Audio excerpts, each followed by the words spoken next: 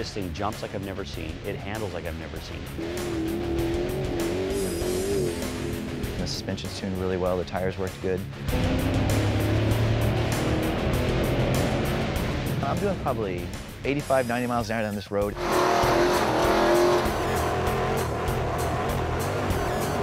That truck just flying. Third gear, just hammering over big bumps.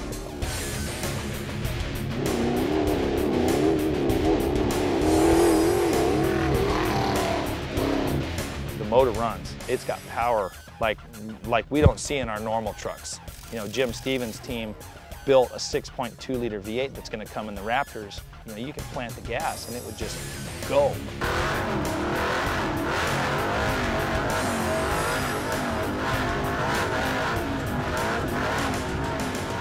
The thing's running 155 miles an hour on the chassis dyno.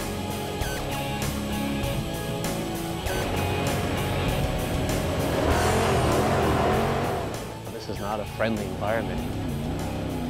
Right after one corner is going to be something 10 times nastier than the next one. There's a lot of excitement out there. There's plenty of stories to tell. This is a thinking game. This is chess. This is chess at 500 horsepower.